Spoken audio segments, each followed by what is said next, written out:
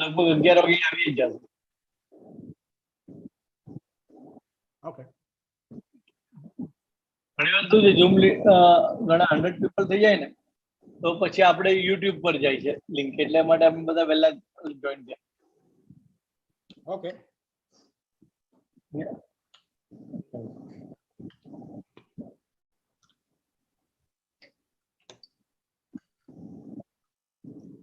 Then given David Kong like 11 o'clock, ne? એટલે એમના yes ઈ phonic છે ને એરિઝોના પછી. Yeah. Oh. Okay, now everyone stop.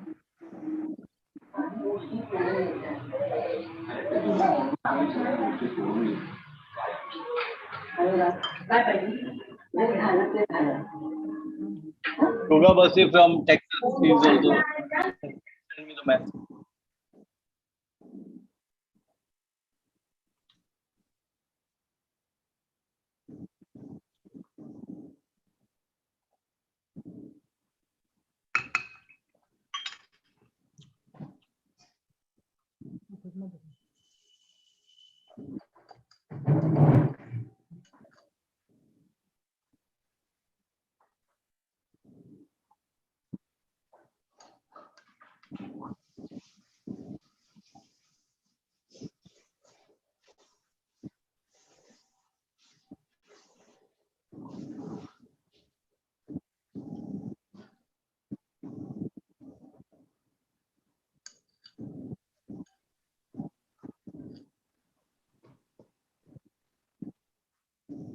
Hello. हाँ भाविश भाई. Morning, good morning Hitanbhai. Morning. Good morning Good to all morning, of you. Nitin. Good morning to all of you. Really a great Bye, occasion, great honor, great privilege be with all of you, and we are going to discover and explore the new future in hospitality industry with David Kong. He is a very senior expert. I see Asubai is also here. Asubai is also a very senior expert in hospitality industry. Asubai, કેમ છો? બસ મજામાં હિતનભાઈ, તમે કેમ છો? Or right છો? We are all right. Very happy to see you. That's good. Yeah. Houston કેમ આવો? પધારો Houston માં.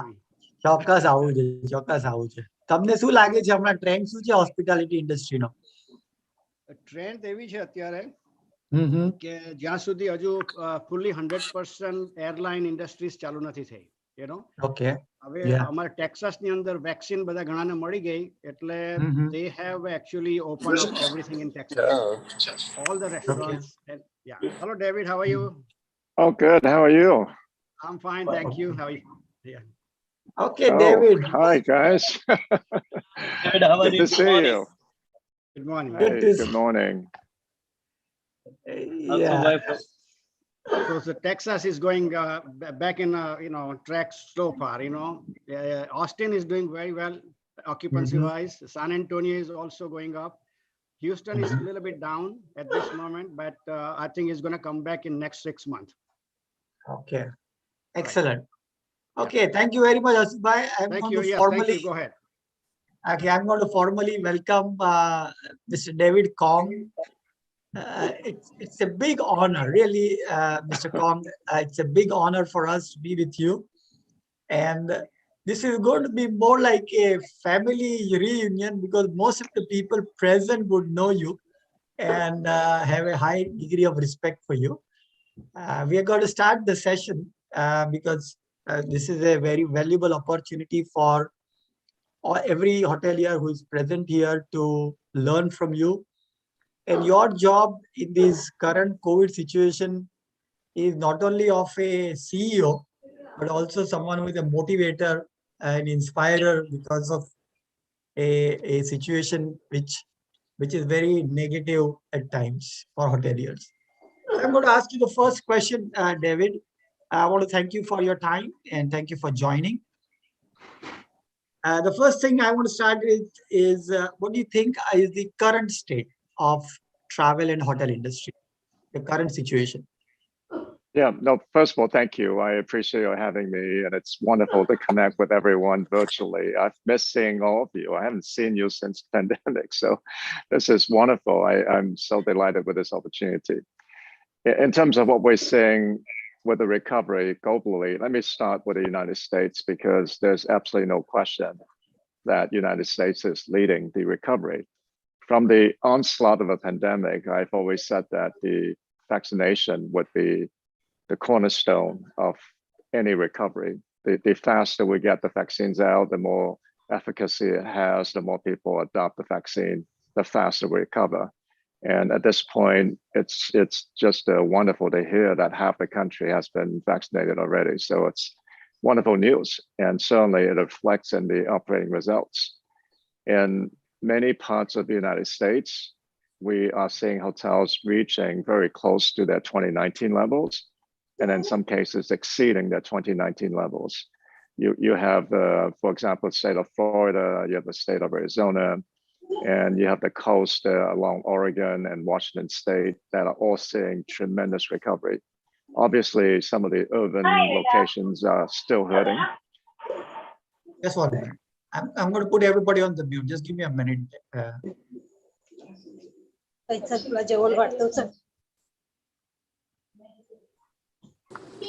Okay, go ahead. Sorry. 1 minute. I have to unmute you. David, can you unmute yourself, please? Yeah, please go ahead. Okay, no, as I was saying, obviously some of the urban city centers are still challenged. Chicago, San Francisco, Los Angeles, New York City, they're not quite back yet. And a lot of that depends on the office reopening, which is the second part of what I would like to talk about. Certainly there's been tremendous pent-up demand on the leisure side. People have been cooped up for a long time. They now want to go places and see people. And it's understandable that that huge pent-up demand is being unleashed right now. We're seeing tremendous uptick in reservation volume. In fact, bestwestern.com is breaking records seemingly every single day. I mean, not just exceeding 2019 levels, but setting new records. So I feel really good about our summer leisure business. But at the same time, everyone has to be a little concerned about the fall, because what happened last year during the pandemic was we saw a pretty good uptake in business in the summer. But then by the time fall rolls around, when we traditionally count on the corporate business, we saw a tremendous drop off. And then the winter was disastrous. So I hope that it won't be the case this year, as more offices are reopening and more companies are planning meetings and events. So, our full recovery is going to be dependent on the corporate segment and the meetings and events segment. And I'm hopeful that that will continue to be the case. So as I was saying, US is leading the recovery. I think soon Canada and Europe would follow suit. Same situation as vaccines get rolled out and people are more comfortable traveling, they will. And Europe and Canada both going to benefit from a lot of US travelers wanting to go to those places. So I think they would do well. In Asia, on the other hand, it's a different story because the adoption of the vaccine is lacking. There's a general attitude that is not conducive to the vaccine rollout. And on top of it, they don't have a lot of vaccines available. And the vaccines are not what we have here with Pfizer and J&J and Moderna. They have another type of vaccine there, which is not as, the efficacy is not as effective. So I think they have a different set of problems and their recovery will be slower. Okay, so what you said is the travel segment is picking up now, but the urban centers like Chicago and which are dependent on the corporate business because offices are closed, they have not recovered. So what, just as a follow-up question, at what level of occupancy they are operating right now as compared to the earlier 2019? So what is the impact, negative impact in the corporate sector, in the urban sector? I think they are off by occupancy probably by about 20%. And if you're off by occupancy, you're going to be off by average rate. Although I am certainly encouraged that although the rates dropped precipitously during the pandemic, it's picking up with a lot of steam. Rates are increasing very encouragingly. And for our company, we are only a few points off from 2019 levels. And in some of these urban locations, when you're challenged with average rate, when you're challenged with occupancy, regrettably, some hotels just drop rates to try to win some business. And that's the foolish thing to do, but people do it. So we appreciate you for achieving bestwestern.com's record traffic and booking. And as you said, urban centers and the corporate hotels are down by 20%. What do you see? So going forward, what do you see? Is this work from home and office closure going to be a permanent thing? And will it have an impact on those sectors, corporate hotels, airport hotels? Yeah, there's no question the pandemic has ushered in several new trends, or I should say speed up the adoption of several new trends. And the work from home trend is only one of them. I don't think most companies would be 100% work from home, but I think most companies will adopt a hybrid model where employees come to work a few days and work from home a few days. The fact of the matter is working from home is a tremendous employee benefit that is free to the company. The employees like it because they have more freedom and flexibility, and they save on the time with commuting and the money involved with commuting or coming to work in the office. I mean, for me, for example, last year, because for the most part, we were locked down and I was only going to the office every now and then, you save money on clothing, you save money on meals, and you save money on commuting. You save a lot of money when you work from home. So I think the employees love it, and the companies would acquiesce and allow for some kind of hybrid model. So the offices are not opening completely. And, we all know how business should be done. You can only do so much virtually, and there's nothing like in-person meetings and being able to shake someone's hand and being able to share a good laugh and being able to go out and enjoy a meal. I mean, that's how business is done. So I think there will be a return to some type of normalcy, but there's going to be an adjustment period. Okay, so these corporate hotel owners and the airport hotel owners who are suffering the breakdown because of this ongoing decline, do you expect them to come to the full capacity like these travel hotels in next couple of years? Well, it just depends. The smaller hotels that don't have a lot of meeting space, they probably recover much faster. The ones that have a lot of meeting space, for example, I was just at a 1,600 room hotel with a lot of meeting space. That hotel used to host a lot of big meetings, lots of banquet business, made a lot of money.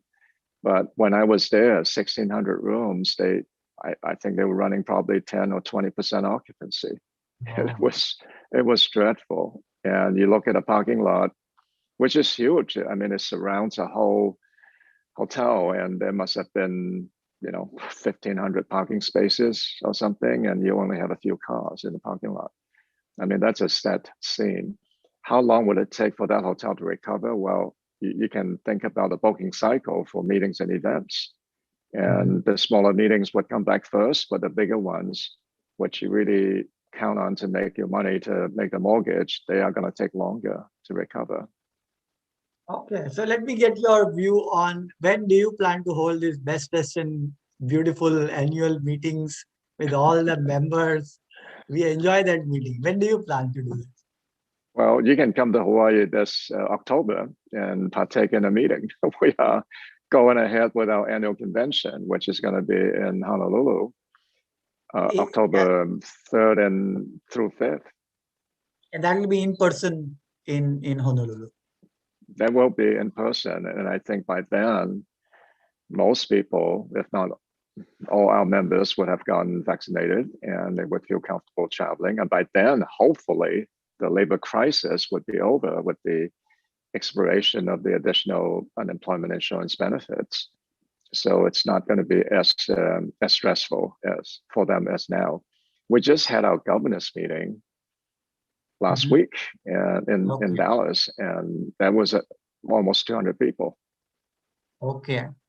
So when you feel comfortable of holding, I think 2,000 or 3,000 people would be there in your meeting in October. So it's a large meeting. If you feel comfortable and business leaders like yourself start feeling comfortable, I think that meeting space might also recover. Yeah, I don't think we would have the usual attendance.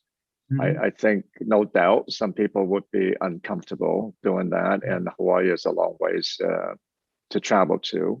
People on the East Coast, I mean, they'll take them 8-10 hours to go to Hawaii. So no doubt, I don't think, no doubt the attendance would be less than what we normally see, which makes the social distancing requirements a little easier to manage. But we will be following CDC guidelines very closely. And we'll be complying with state and local jurisdictions, laws, and guidelines. And so whatever the requirements are, we will be abiding by them 100%. Okay. I want to come to a very important question next. It's a very, very important question about, you said about the current state, which is travel segment is doing well, corporate segment, meeting segment is struggling, and the US is leading the recovery. And you also shared about the view of Japan, Europe, and Canada would now lead some of the recovery efforts. What do you see? Now, my next question is, what do you see as the future threats and opportunities for the US hotel owners? Specifically, our readers are the US hotel owners. What are the threats and opportunities in a 2 to 5 years time period? So 2021 to 2026, just lay a scenario for us. Yeah, barring any geopolitical or pandemic type of black swan events, just talking about things that are more or less within people's control. I think number one is the labor crisis. We had a labor shortage challenge even before the pandemic. And now the pandemic has created a crisis for us.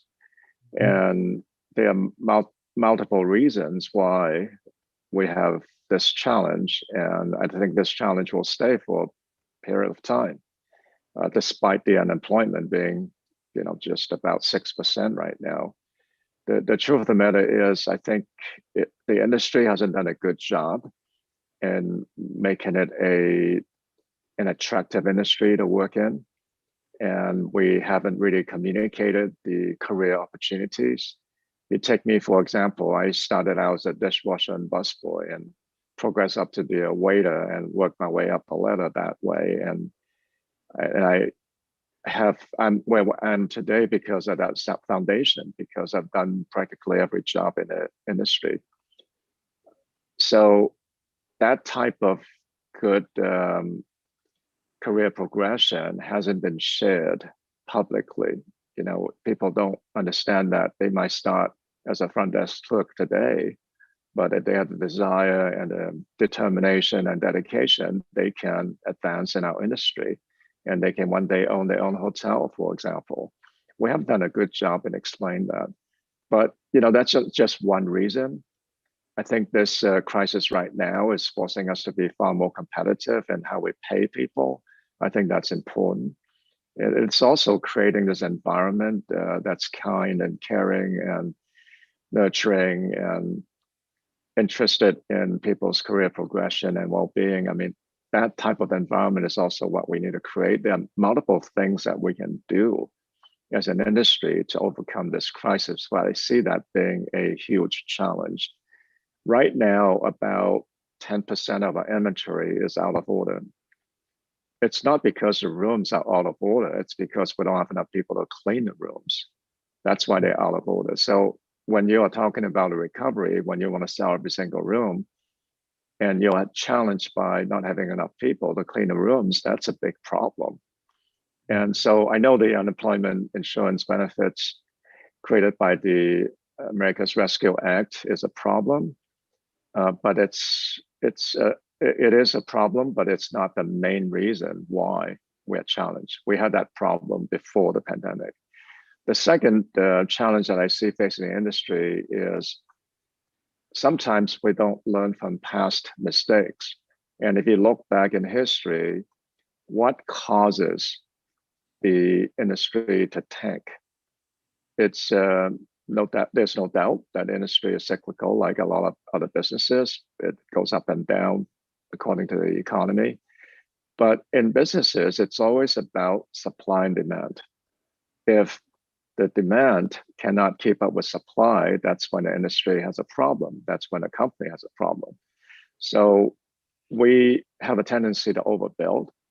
And if you look at back in 2019, before we headed into the pandemic, there was tremendous overbuilding in certain segments, in the upscale segment and the upper mid-scale segment. So upscale is Hilton Garden Inn, Hyatt Place, and the like, and upper mid-scale would be Best Western Plus and Holiday Inn Express and Hampton. There's tremendous overbuilding in those two segments. And consequently, during the pandemic and as we recover, those segments are more challenged than the other segments.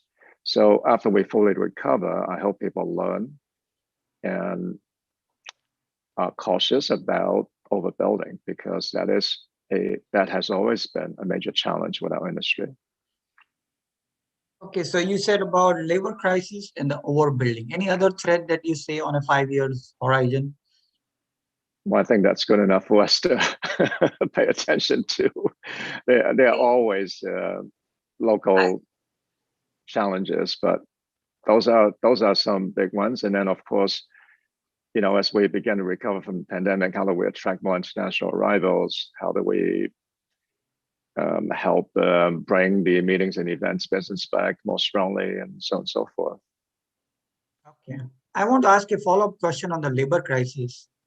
When you see that there's a labor crisis in a hotel, there are kind of two kinds of jobs. One is this actual very labor-intensive housekeeping, which cannot be automated, which a human being is required to clean up bathroom and clean up rooms.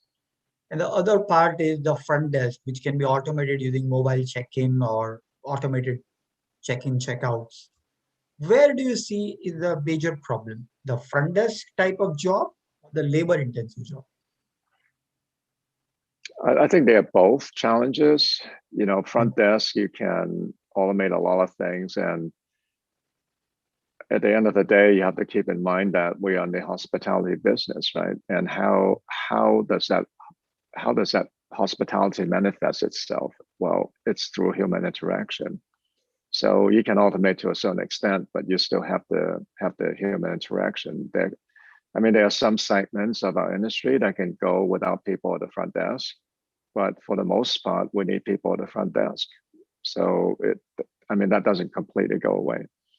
In housekeeping, what we need to do is to rethink how we do housekeeping. Housekeepers used to do 16 to 18 rooms a day. Is there a way to do more rooms? And that starts with perhaps also thinking about, we used to provide daily housekeeping service, but do we really need to do that in the future? In many ways, what the hotel companies through their hotels do, reset the customer's expectation, right? If everyone provides daily housekeeping service, then the guests would expect daily housekeeping service. But if most hotels do not provide that, and there's maybe someone checking on the room daily, but not servicing the room like we used to do on a daily basis, but rather just removing or replacing dirty towels, emptying the trash or something. But in general, it's a safety and well-being check. But the full service is upon checkout or every 3 days or something. That would save a lot of labor. And the kinds of materials that we use in the guest room and how we do our renovation, thinking about those things, like how do we make the rooms easier to clean through decluttering and surfaces that are easier to clean. I think that would also lessen the need to spend too much time in the room. So there are multiple things we can do to address this housekeeping challenge as well. So is the industry body like AHL or OHOA working on creating a new policy guideline for major hotels to follow? Or is the hotel owner, like, I mean, the CEO like you coming together to devise no housekeeping for every day, or some sort of that policy? Is it somebody working on that? Not to my knowledge, and regrettably, the industry is very fragmented, and we also have the issue with antitrust laws. So let me talk about the industry being fragmented. You have owners, you have operators, you have brands that frequently have different ways of thinking about things. I might think it's a great idea. Somebody else might think it's terrible. I might think it would be a differentiator for me. Other people might think it's senseless. So we don't always agree. And in fact, we frequently disagree. You look at that whole OTA problem that we had back in 2000, everybody panicked after 9/11, 2001. And what do? We have a lot of hotels that began acquiescing to the OTAs, and we created this OTA problem. I mean, if at that time we said nobody shares any inventory with OTAs, we wouldn't have the problem that we have today. So we are not able to come together and reach agreement on something like this. Furthermore, we all have to be concerned about antitrust regulations. Nobody wants to go to jail, and the laws are there for a reason. And so we have to respect the laws, and there are limitations in terms of what we can get together and agree to.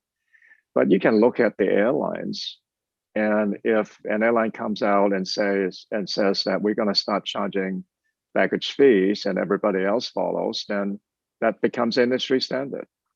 Yeah. And then you would have maybe a long holdout and says, well, I'm going to use that as a differentiator for my brand. I don't charge for luggage fees, and they would stand out and gain some advantage with that. But everybody wins in that scenario, right? Because for most airlines that adopted it, they now have a huge source of revenue. That's newfound revenue. And for the other brand, for the other airline, maybe they are winning some business as a result of that. So if some big brand takes the lead on housekeeping service, or breakfast is another one, because that's a huge labor intensive proposition also, aside from the cost. If some huge brand takes a lead on it, maybe they would set the new expectation, and if everybody else follows. Yeah, that's really, it's a wonderful idea that you shared. I think in Airbnb, they don't have daily housekeeping because you're staying in a house, or maybe they don't have the breakfast also. And there are a lot of people from hospitality industry or HOA, leaders like Hasubai are here. They can also take the lead, at least implement it in independent hotels and see. It's a very valuable suggestion to deal with the labor crisis. The next question I want to ask, David, is an important question for the success of every hotel. There are members here in this Zoom call and YouTube who are not part of Best Western family, but they have independent choice, other hotels. So the question is, what does hotel owners can do in terms of operating practices to attract, retain, and delight the guest? Any hotel owner, just give some general ideas. Yeah, the first thing that I try to explain to our hotel owners and operators is this: when you turn up a light, all rooms look the same. In fact, even if with the lights on, all rooms look the same. I mean, if you're competing with a certain segment, like we just say Best Western Plus, our rooms look almost the same as Hampton or Holiday Inn Express. It could be any one of those brands. So the product experience itself is not really differentiating. If you like the Western Heavenly Bed, you can go buy it. In fact, we sell it in Best Western Supply.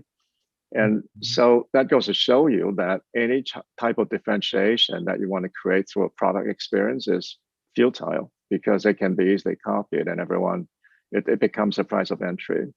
And what I always try to emphasize is we have to look to the emotional connection. And I'm sure we all receive compliments and complaint letters, or emails and phone calls. If you ask yourself, what are those primarily about? If someone is upset about a stay at a hotel, what is the primary reason behind that? Well, it usually starts with a terrible encounter with a front desk clerk or some employee at the hotel that was rude or unhelpful to the guest. And then they start nitpicking about every little thing in the hotel. You know, they started complaining about the room not being clean, or, you know, the maintenance not being up to snuff or something. All started because of that unruly employee or unhelpful employee. And conversely, if you receive compliments, what do they usually compliment you on? It's almost always about some encounter with an employee or several employees at the hotel. And that goes to demonstrate to you that the employees at the hotel, that creates that emotional connection, is key to any hotel success. They can make your hotels extremely successful, or they can tank your hotel. If they're highly motivated, highly engaged, and you've trained them to be polite and helpful, you've given them the tools and resources to do their job well, they will perform. And as a corollary, you will be extremely successful. And the reverse is true. So I can't emphasize that enough, that we have to work through our frontline employees, especially guest contact employees. Now, you might think that your housekeepers almost never gets in contact with a guest. I would suggest you just about every single employee has the ability to interact with a guest at some point. I've actually done this at Hyatt many years ago, where we train our housekeepers to interact with a guest. Because the reality is, how many times have you walked by a housekeeper on your way to your room? It happens all the time, right? So what if the housekeeper was to stop and say, good morning, good afternoon, or just greet you with a smile? And then maybe they strike up a conversation with you, like, how's your day going?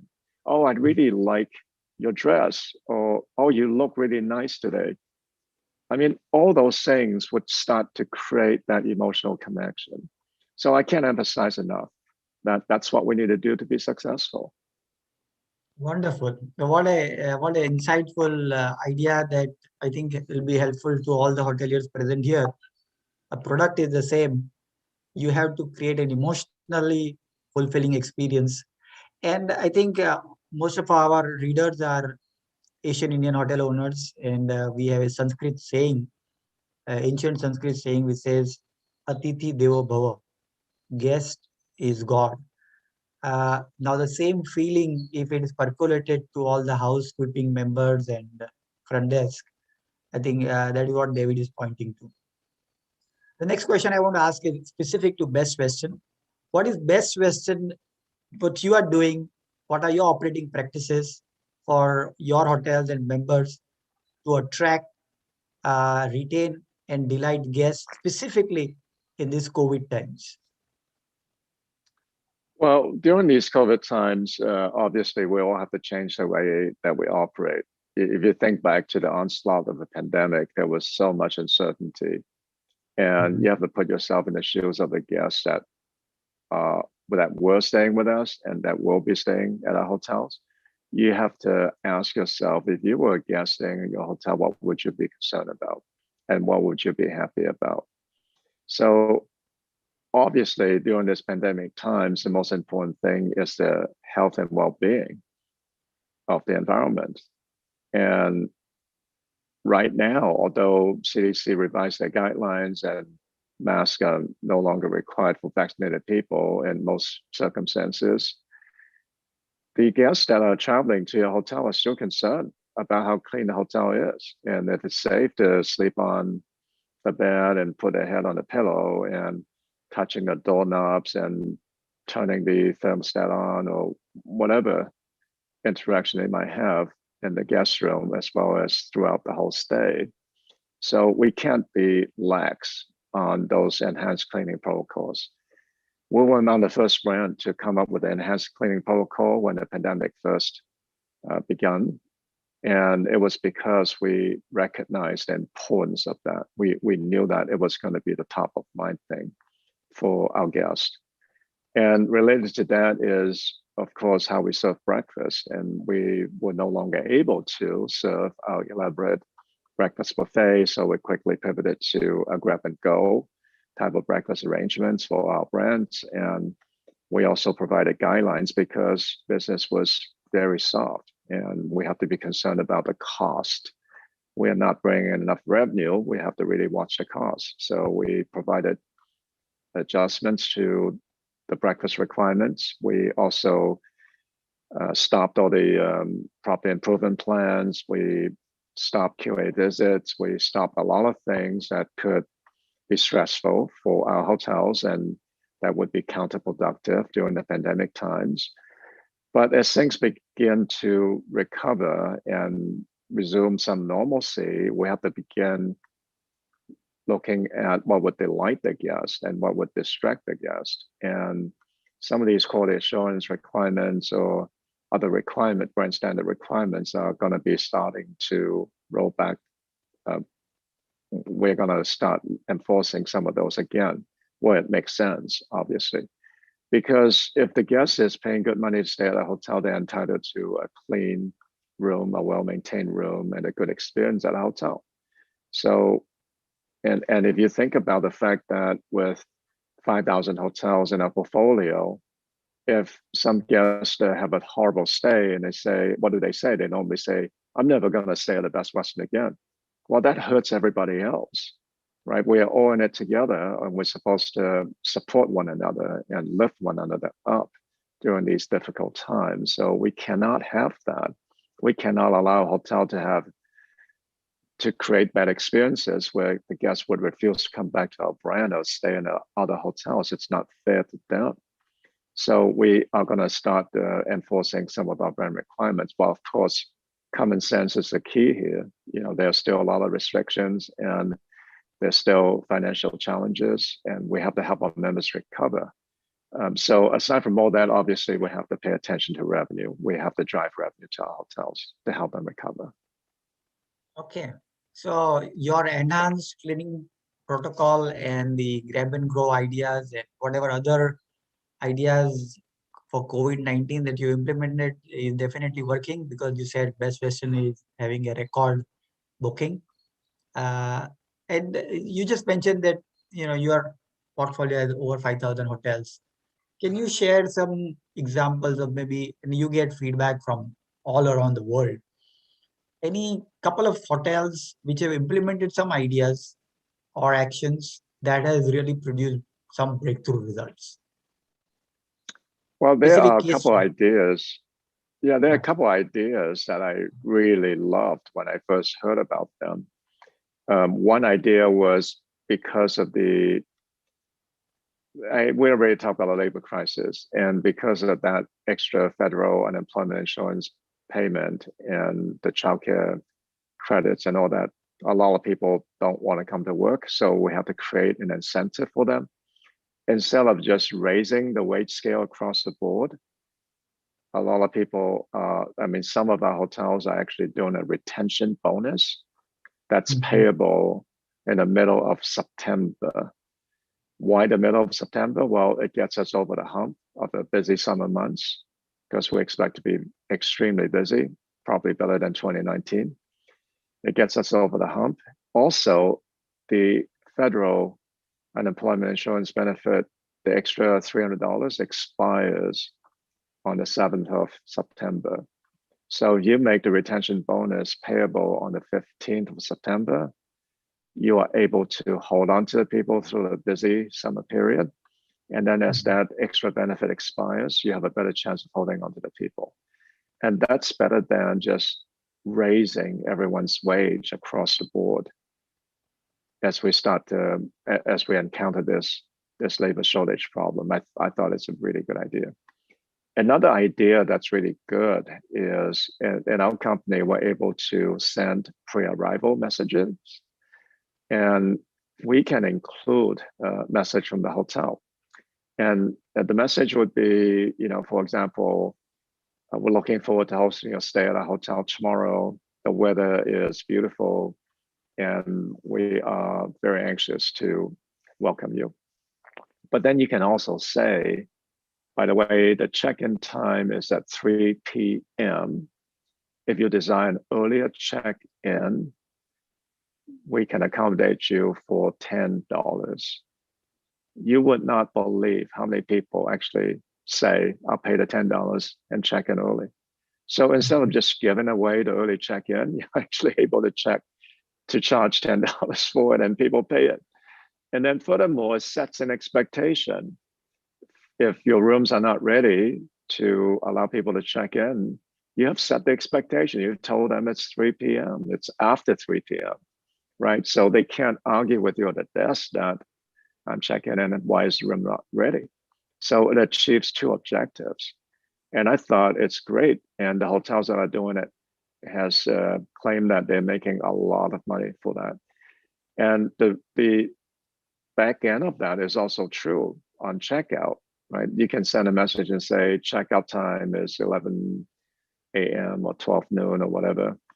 And if you desire later checkout, we can accommodate you. If you want to check out by 3 p.m., it's $10. If you want to check out by 6 p.m., it's $20, $30, whatever it is. And you are setting the expectation that we expect you to be out of the room by that time, or you would have to pay.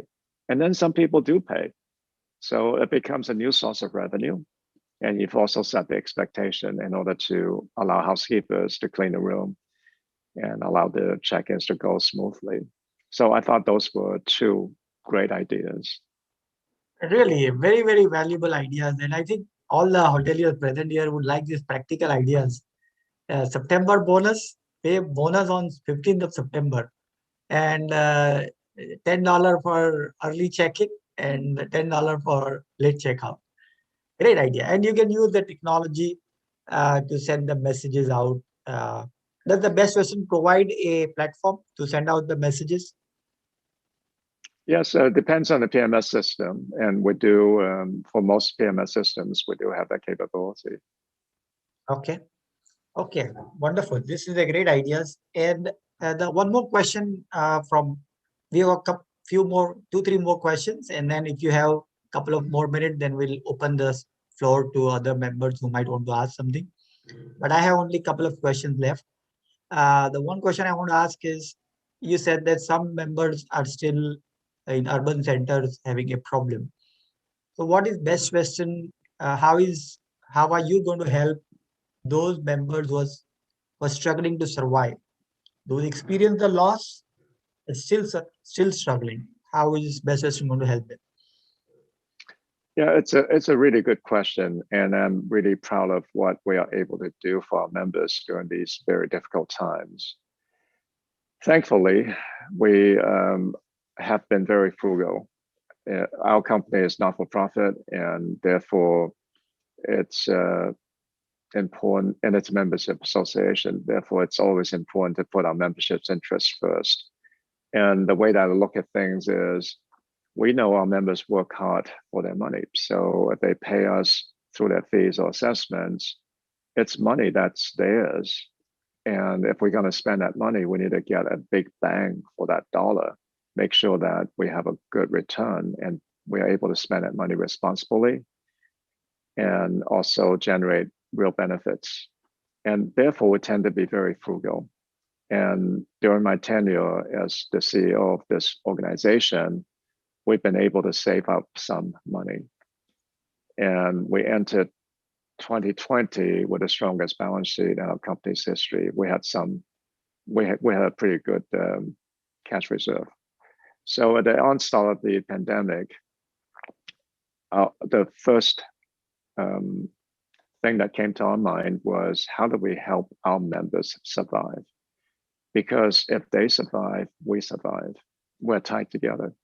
So it's not so much about our company, it's really about our members. How do we help them survive? And what we did immediately was to come up with a plan to reduce their financial burden. That plan, which included reducing the monthly fees and waiving a variety of fees, like property revenue management fees got reduced by 50%. And there were a lot of other fees that got reduced by 50%. We increased our Best Western Rewards free night compensation substantially by 30-some%, and so on and so forth. That package costed the company about $30 million. And of course, $30 million is a huge amount, and it's probably about a third of our cash reserve. But we did it immediately because we knew we have to help our members overcome this crisis.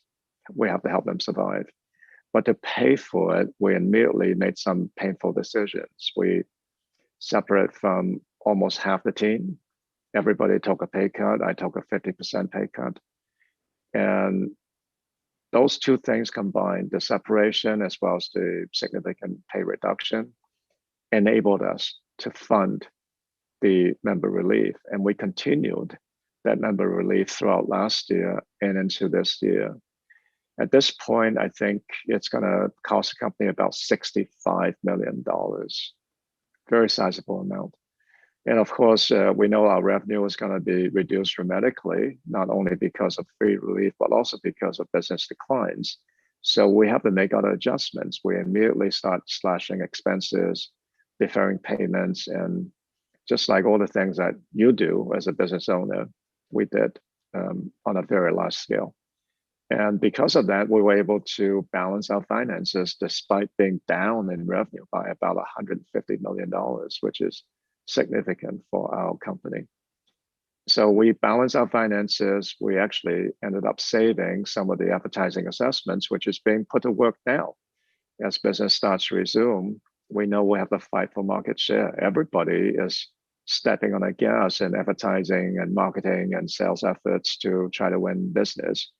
So I'm glad that we actually saved some money and we're putting it to use as we speak. Big TV campaigns being launched, very generous Best Western Rewards promotions, and stepping on the gas in a variety of sales and marketing initiatives, because we are now in the second phase of dealing with this pandemic. The first phase was about survival. The second phase is about recovery. We want to help our members recover what they lost last year. In fact, we want to put them in a better position than 2019. So we are doing everything we can to help achieve that. Excellent. And it was a really heart-touching efforts by you. You took the pay cut, and senior management took the pay cut and gave away, I mean, almost $65 million of worth of benefits. Earlier $30 million, but now overall you're saying $65 million worth of benefit for the members. And David, we really acknowledge your leadership, because we had taken we give out awards. Hotel Vikas is giving out awards based on the members' feedback and the guest feedback.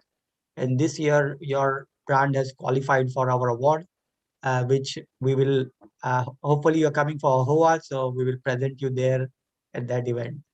And we congratulate you. I'll definitely be at AHOA because I miss seeing all my friends. And that would be a Yes. wonderful occasion to not just get to see everyone in real person and shake their hands, but also to visit with you. That'd be great. Yeah, you are a very warm person, and you treat Best Western members as your really family members. And I have seen and experienced that. And your actions in the pandemic, it reflects, cutting down by 50%, fees by 50%, and using the cash reserves to help members. That reflect your commitment to the members. I have a last question. Yeah, thank you very much, David, for that. And I have a last question. After that, if you have 5 minutes, we will ask others to ask. The last question is, what are you doing from a long-term strategic point of view in technology and innovation? How would you ensure that Best Western continues to lead in terms of IoT, AI, VR, AR? What new technologies you're planning to implement?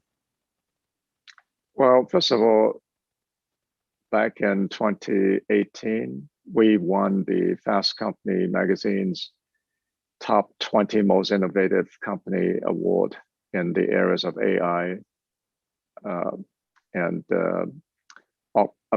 VR, virtual reality, and augmented reality, AR.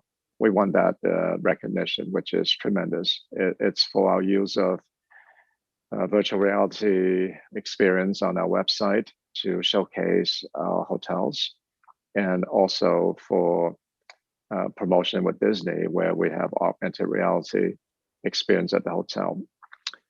I'm proud of that, and we will continue to do that.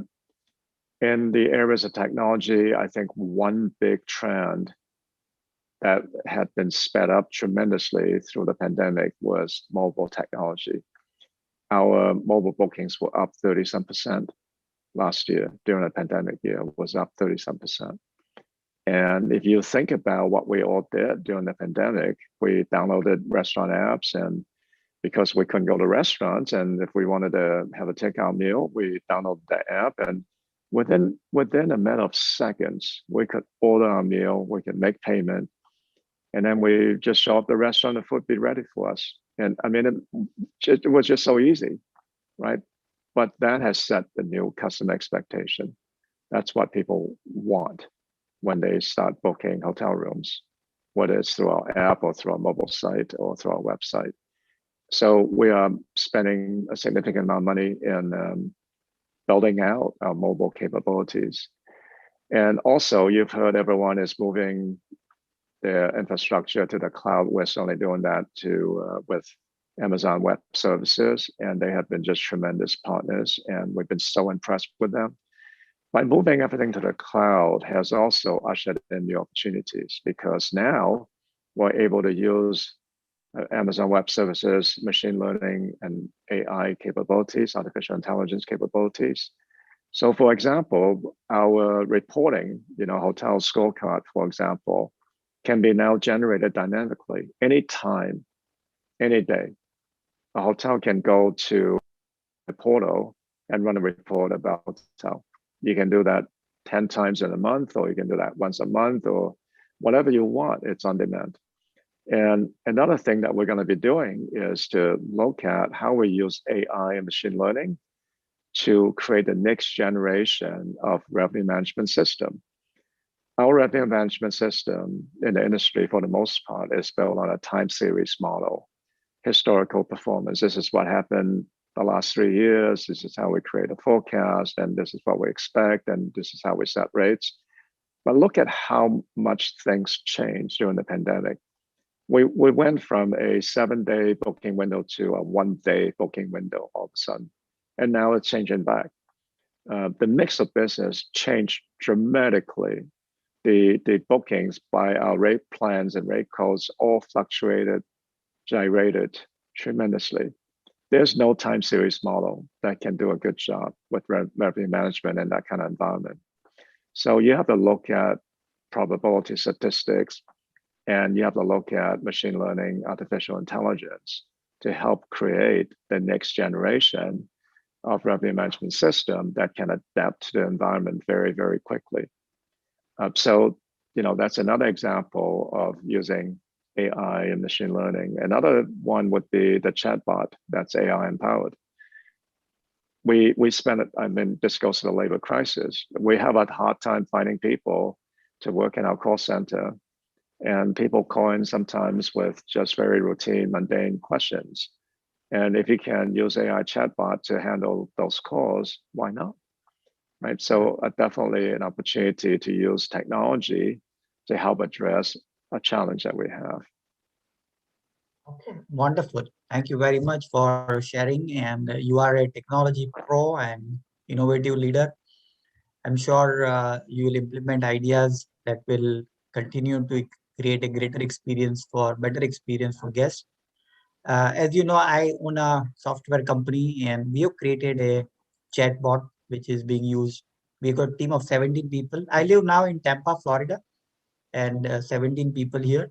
So we have created a chatbot, askterry.com, which is used and appreciated by members.